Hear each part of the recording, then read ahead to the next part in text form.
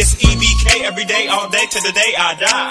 It's E.B.K, E.B.K, E.B.K. What's good, gente? It's E.B.K every day, all day, to the day I die. It's E.B.K, E.B.K, E.B.K. It's your boy Conejo.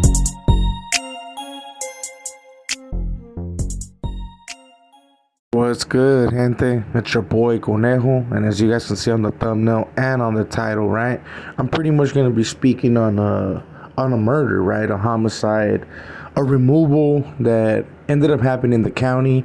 I want to say in 2019, if I recall right. The days will be put up.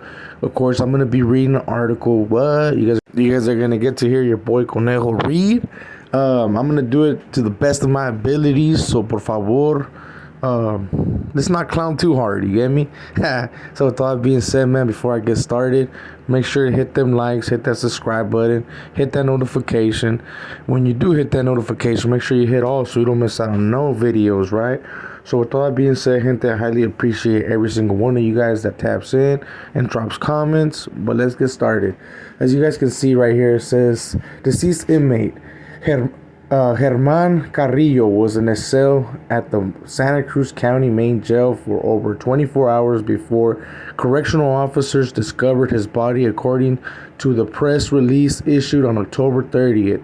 By the sheriff's office, the press released a statement that Carrillo was found deceased in his cell around 11 a.m.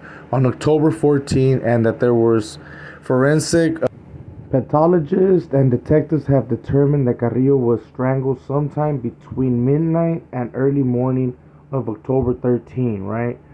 So I'm going to give a little bit of an insight when it comes to this article, right? Especially because after this incident happened, I happened to turn myself in, right? I had to do some time around that time. And I happened to turn myself in, I want to say a week or 2 weeks after this had happened, right? They ended up moving a certain unit. The writers are housed next to the Norteños, so they ended up moving the Norteños out that pod and ended up putting the writers in there, right? Because we had gotten a little bit bigger. We had more more homies in there, you know. So we ended up getting a little bit bigger. So they ended up transferring us. So when that ended up happening, I was literally celled up right next door where that incident had happened. So I'm going to speak on that a little bit after I continue reading this thing, because there were some things that were left out, you know, but it's because some things I guess the press doesn't want people to know, or the county doesn't want people to know. So let's continue. It says, 2 inmates who shared a cell in a housing unit designed for active gang members were arrested for the homicide by sheriff's office detectives on October 30th. A 33-year-old inmate from Santa Cruz who has been in custody since August 2018 on a murder charge, and a 25-year-old inmate from Watsonville who has been in custody since January 2019 on felony weapons charges. Carrillo was only 24 years old at the time of his death. He has been held in custody at the Santa Cruz County main jail on murder charges since April of 2013. So far, to what we were read and what you guys are hearing, two inmates killed their cellies. You know, they were celled up in a 3-man cell. Actually a 4-man cell, but they had 3 men in there, you know, 3 inmates. 2 of the inmates that were celled up right there happened to take out another inmate, right? Which they were all housed in the same unit, which happens to be a Norteño unit, you know. So they are Norteños. I'm not going to fully say or give neighborhoods, and you guys will understand why, especially after this next article that I will read. You guys will understand why I'm not throwing neighborhoods. I do happen to know the victim. I do happen to know some of the people that were involved, and you guys ask yourself, well, how do you know them if you're older than them? Well, I happen to know their co-defendants. You know, I know their co-defendants, as well as some of the persons that were involved. You know, some of them happen to be my age, so I happen to know a little bit about them too. But like I said, man, I'm not gonna incriminate or say a little bit too much. I'm gonna be reading this next article, which is the lawsuit that they do have. Like the parents, they picked up a lawsuit because they felt that their son shouldn't have been there. So I'm going to read that, and then after that, we'll go to what I heard, and what happened, apparently to this article. So it continues. Germán Carrillo's family is one step closer to getting their day in court for a lawsuit stemming from their son's in custody killing at the Santa Cruz main jail on March 2nd. Judge Beth Freeman of the Northern District Federal Court ruled against Santa Cruz County motion to stay the civil case in a federal court, which potentially could have delayed the trial for up to a decade. In the 8-page ruling, Freeman disagreed with the county that federal court damages awarded would case sick a negative light on the people. Prosecutions against Mario Lorenzo and Jason Cortez, the two cellmates accused of killing Carrillo. The county motion to stay citing the 1971 Youngers B. Harris decision that the federal case are to abstain from hearing the civil rights case brought by a person who is being prosecuted for a matter arising from the claim. So we continue. Carrillo's parents will not have an opportunity to raise their constitutional claims in the state criminal proceeding against Cortez and Lorenzo because they are not parties to the case. Freeman writes, in addition, Carrillo's suspected murderers are not capable of representing Carrillo's parents' interest in their criminal trial. Good Times readers will remember Carrillo from our cover stories on the Santa Cruz County main jail. In December, the 24-year-old was discovered killed by strangulation in his cell. At the Santa Cruz main jail downtown, his body was found on October 14, 2019. Roughly 36 hours after his time of death, according to autopsy reports, Carrillo was intentionally arrested for allegedly aiding and abetting in the stabbing death of Felipe Reyes after an altercation with a childhood friend. On February 28, 2013, he was charged on March 3rd, 2013, and was held at the Santa Cruz County Juvenile Hall, then transferred to the main jail on his 18th birthday, where he remained awaiting until the time of his death. Carrillo had no prior records and was not a known gang member, according to the complaint.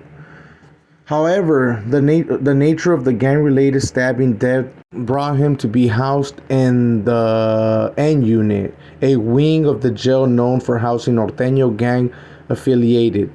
Complaints alleged this was a violation of Carrillo's safety and his civil right as an incarcerated person, and that he would still be alive today if he had been housed in another wing of the jail.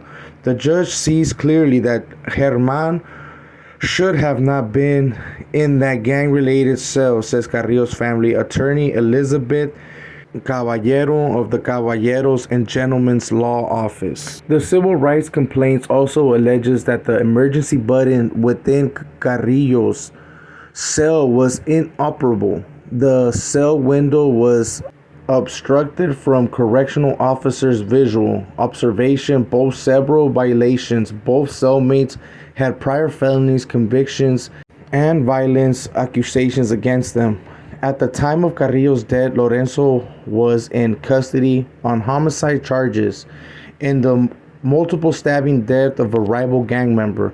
Both Caballero and Jonathan Gentlemen say since they are representing the Carrillo family, the civil case has no impact on the state case against Lorenzo and Cortez for the homicide, and the motion to stay was primarily to protect the county's image.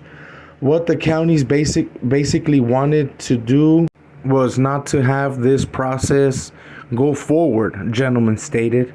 That's crazy, but we continue, and I will be going back to why the county didn't really want them to have this go a little bit more to the extreme, But gentleman also says it was discovered in the court that the county attorneys have yet to receive any information on the Carrillo case from either the sheriff's office or the district attorney. In the last 6 months, they are trying to keep this super secret, and they don't think that the court is going for it at all, he says.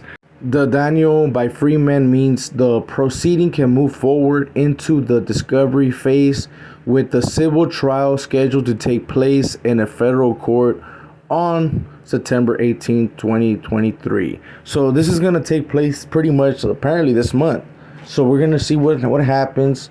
I know I've been lagging on this video, but it's because I wanted to get a little bit more in depth, and I hate reading, man. I hate reading. That's one thing that you guys already been knowing. I hate reading. But for this video, I had to do the reading, right? And I'm going to go back, and there's going to be a couple things that don't really make sense, especially when it comes to the time of death and stuff like that. Me happen to be someone that turned himself in around this time that did happen, right? There was people that defected and were housed in that unit, right? That gave your boy a little insight. So I'll be speaking on that a little bit, right? Like I said, I hope you guys liked this video. So if you did, man, make sure to hit them likes. But let me continue, man. So as you can recall, man, they didn't really want like the attorneys that old boy's family does have to really like look into it or make it too much of a fuss. Like, you know what I'm saying? They're trying to keep it a secret. One of the main reasons, of course, is because they're getting sued. Two, because back then the program in the county was really laid back. We had one of the best counties, right, when it came to like murders, like people that just have these crimes that you think that they're gonna be on lockdown all day, right? Back then it wasn't like that. You would get to your unit after you do your whole little orientation or whatever, right? You would get housed where you get housed with your boys, and after that you're technically out all day. So what ended up happening, to what people say, old boy had God removed, you know, of course, you know, I mean, that's common sense. He got God removed for certain reasons. I happen to know a little bit of the reasons. I won't be putting those reasons out there, of course, but he apparently got removed, you know. His body was not found right away. It wasn't found in 24 hours. It wasn't found in 36. It was a little bit more like 72 plus, you know. They had this body pretty much to what people say. And like I said, man, like I said earlier in the video, I was housed on that unit, you know. I was in the cell next to where that incident did happen. And I was able to walk inside that cell. I happened to have 3 compas that were celled up in that cell. And I was able to walk in there, man, and check it out.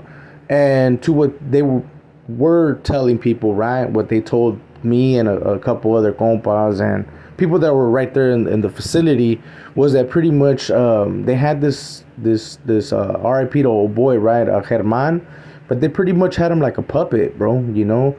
I guess they apparently had put some soap all around the cell, and they were moving him. They were moving the body during count time and stuff like that, like if he was still alive.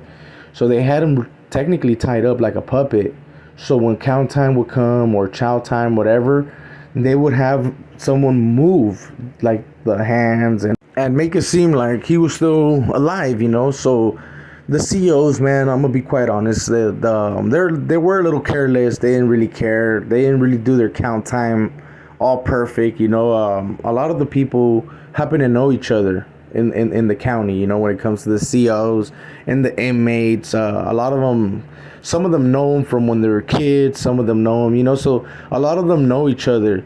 So technically they were a little too comfortable. Now, I mean, I can actually say after this incident did happen, that side of the wing where they do house the Norteños, the riders, certain groups, right, where they do get housed, Sureños, now they're on lockdown. Now that you go on lockdown, you only come out 4 cells at a time, if you're lucky, you know, and you'll get 4 hours, if that. But before, it used to be a little bit more laid back. And they ended up finding out that old boy was no longer in this world, right? Because after like the 3rd day of him not receiving breakfast and picking up his trays and stuff like that, they got real concerned, you know, like, well, what's going on? And that's when they ended up finding out that old boy was pretty much he gotten murdered, you know. He got taken out, and it's messed up, bro, you know. But in all reality, this is the type of stuff that does happen when you're living in that gang lifestyle. I didn't throw no hoods or nothing like that, because apparently, as you guys were able to see, they didn't have no record of him being a gang member or nothing like that, right? So I'm not gonna throw that in there. I'm not gonna throw stuff in there that could affect the parents' lawsuit and stuff like that.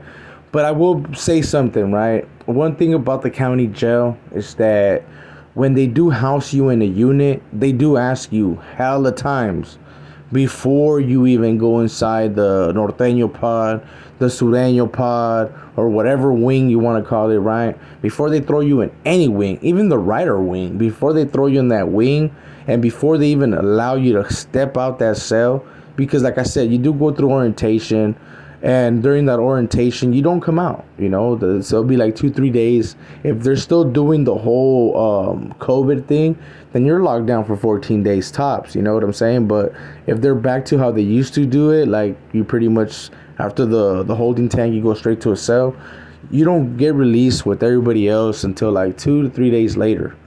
So if he was in that unit, he had requested to be in that unit. And if you guys were able to pay attention, man, old boy was in there for quite a minute. And I happen to know a couple of his co-defendants. He did go in as a youngster, as well as a lot of his co-defendants, and some of them are out right now. So I'm going to be speaking to them a little bit more to catch a little bit more details and stuff like that. But I won't be making another video on him until after this case. You know, the family are having trial, I believe. They said this month on the 18th. So after that, I'll see what I can do. I might do a profile just on him, just to pretty much give him his respect. R.I.P.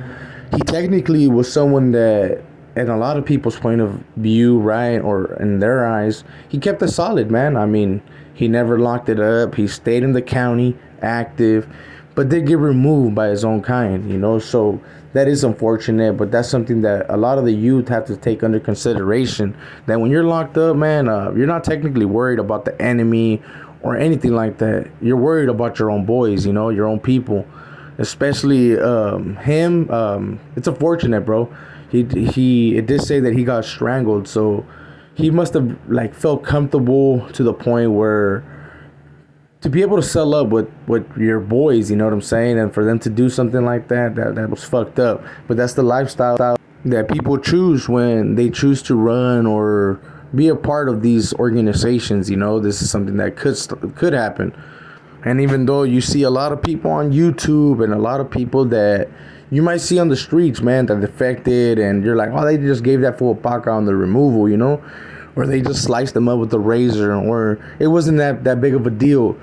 Hey, bro, you guys got to understand, most of those characters that did happen to go through shit like that, they got lucky. You know, when it comes to these organizations, their main goal on doing a removal, on at least a real removal, is to take a life. You know, I understand when they do the whole patty cake, and a lot of people didn't really want to catch some cases.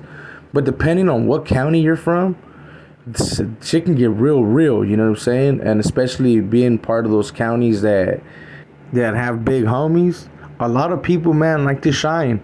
And a lot of those big homies like to set examples. So that's something people should really take under consideration, right? Don't trust no one. And if you can, stay in the calles, bro. This jail stuff ain't it. But with all that being said, gente, like I said, I probably will be doing another video, but that'll be later down the line.